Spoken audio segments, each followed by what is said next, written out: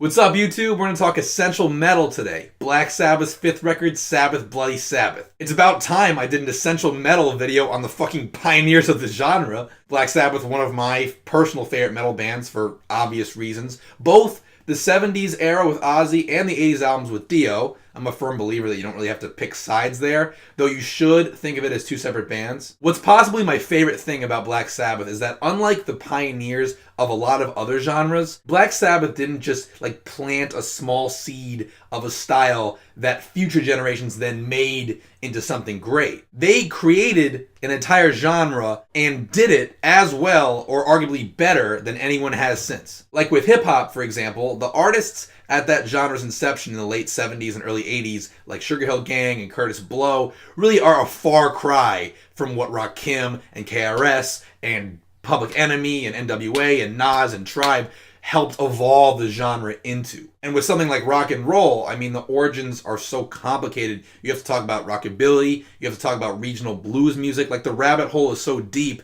that there really isn't 1, 2, 3 specific artists that come to mind for me as being the godfathers of rock and roll. So I've always seen Sabbath and the beginning of metal as unique in that sense. You can trace it back to one band and one album, basically. And on top of that, the music that Black Sabbath made in those early years still stands toe-to-toe with the rest of heavy metal, 47 years later? And with the hip-hop example, let's be honest, what hip-hop heads are super into Sugar Hill Gang in 2017? Now, I'm not a heavy metal traditionalist by any means. Trust me, I find the plethora of subgenres and sounds that have emerged in Black Sabbath's wake to be nothing short of incredible. I really hope that my other videos on this channel reflect that. But at the same time, I like to remind people that Black Sabbath not only helped birth a genre, but they also wrote its blueprint and excelled within that blueprint. And before anybody gets their panties in a bunch, sure, historically bands like Deep Purple and Blue Cheer and even very early Judas Priest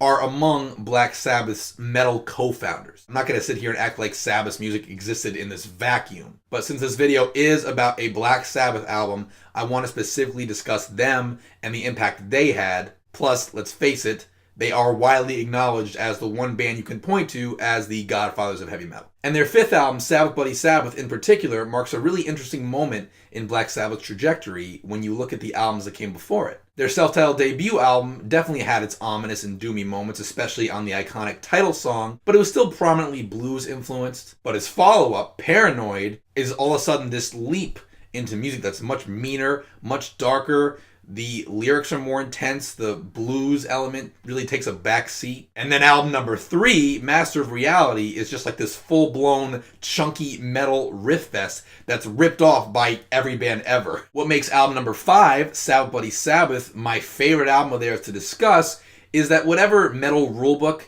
that Sabbath might have written on Master of Reality, which is a classic record, they pretty much tore up with Sabbath Bloody Sabbath 2 albums later. Which to me is extremely significant because metal gets constantly bogged down by these unwritten rules of what's metal and what's not metal, what's heavy and what's not heavy. And people forget that the genre's pioneers did not give a fuck. And that's especially evident on this album. Sure, Sabbath's sound did undergo a noticeable evolution with every record. Every Ozzy era album does have a different flavor, but Sabbath Bloody Sabbath is one that's always stood out to me as being the most different, the most adventurous. Not to mention, on the album following Sabbath Bloody Sabbath, which is Sabotage, which a lot of people, me included, would rank as one of the band's very best, they would revert back to more of the basics, more of the core of their sound, with a bunch of songs that were entirely fueled by just razor-sharp guitar riffs and driving rock rhythms, and they really kept the detours to a minimum on that one. Which makes this record, Sabbath Bloody Sabbath, even more intriguing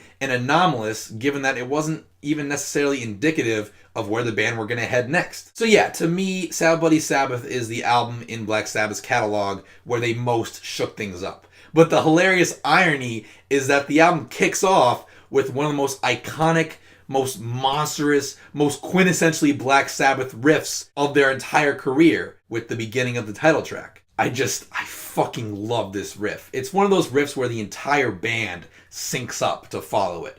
Geezer Butler's bass, Bill Ward's drum accents, and even Ozzy's vocals in the way he phrases his syllables. It really gets you right into this album right off the bat. But little do you know that this album's first big curveball is right around the corner, 40 seconds in, where the band just abruptly shift into this acoustic part.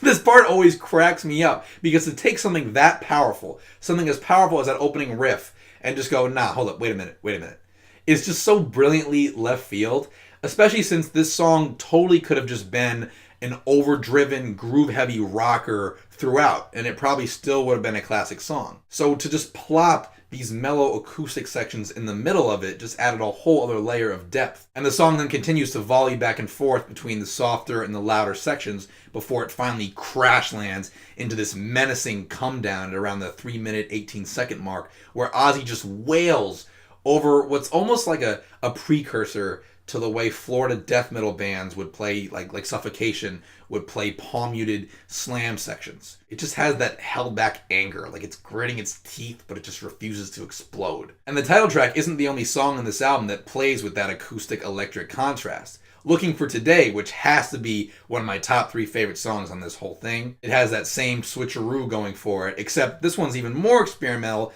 because the acoustic sections feature this beautiful flute playing from Tony Iommi, which metalheads will make fun of a band like Jethro Tull for using flute in their music, but they forget how much character it added to this Black Sabbath song or earlier Black Sabbath songs like Solitude off Master of Reality. And elsewhere on this album, there are so many more great examples of Black Sabbath just incorporating any and every sound that they can think of to spice things up. The song Fluff is lovely with its layered acoustic instrumentation and some piano that pops in and those sparkling keys that close things out. Spiral Architect brings in strings. Sabracadabra has these kind of like dramatic synths that just pop in out of nowhere before the song eventually morphs into this bluesy jam. It's definitely one of those songs that just goes everywhere. But by far the biggest departure is the track Who Are You, which is the type of thing that today in the internet age would have inspired so many angry comments on Lamb Goat and Blabbermouth and would have just inspired so many memes. Black Sabbath really got lucky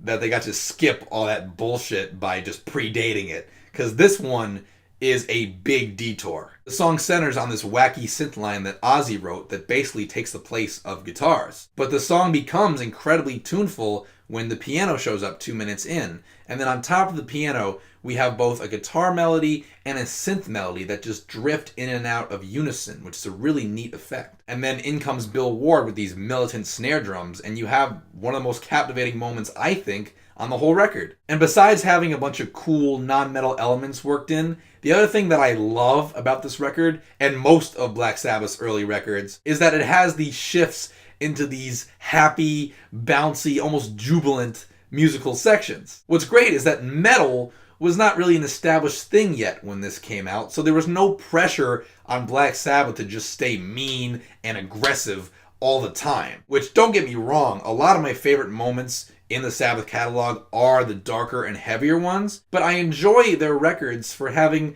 a bit of a broader palette of moods than a lot of metal albums that would come after them. Like on this album, listen to the beginning of Looking for Today, with that almost danceable groove with Bill Ward playing the 16th notes on the hi-hat, which now is a drum part that's used regularly in stuff like pop punk. The kickoff to Sabracadabra is another example. Amongst the moodier stuff are these diversions into fun and, like, dare I say, happiness. And lastly, I like to point out that Sabbath Bloody Sabbath has a lot of interesting and thought-provoking lyrical content. There's a lot of ground covered on here. The most potent lyrics for me are the ones on Looking for Today, which is a song that deals with the anxiety of being in the music industry and that concept and that worry of being just a past your prime, fading commodity. There are lines in this song like, Sunday star is Monday's scar, and at the top, so quick to flop, which luckily for Black Sabbath at the time, these sentiments didn't outwardly apply to them because they were succeeding,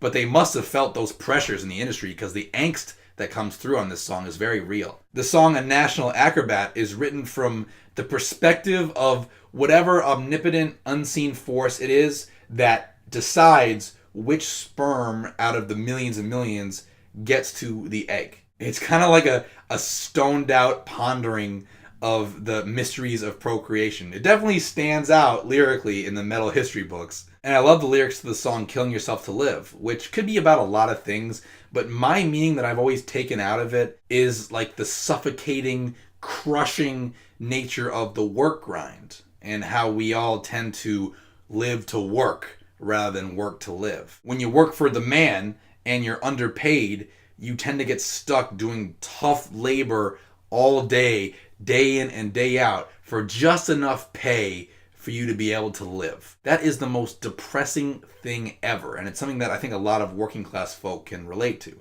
I highly doubt that's what this song is about, but that is my personal extraction from it. Yeah, this album is nothing short of genius. While a Sabbath album like Master of Reality might be classic for its mastery, pun intended, of more or less one sound, Sabbath Bloody Sabbath is special because of its broad and occasionally outside the box approach. And it's one of the reasons that when people, metal elitists specifically, give current metal bands flack for experimenting and looking beyond their core sound, I remind people that, so did our forefathers on this record. Because like I said earlier, and I'll say it again, whatever metal rulebook Sabbath may have written on Paranoid or Master of Reality, they pretty much tore up on Sabbath Bloody Sabbath. And that's why it'll be always one of the most interesting and enjoyable Black Sabbath records for me to listen to. As always, thanks so much for watching. Be sure to subscribe, leave a comment, or shoot me a message so we can continue to talk music, and I'll see you guys soon.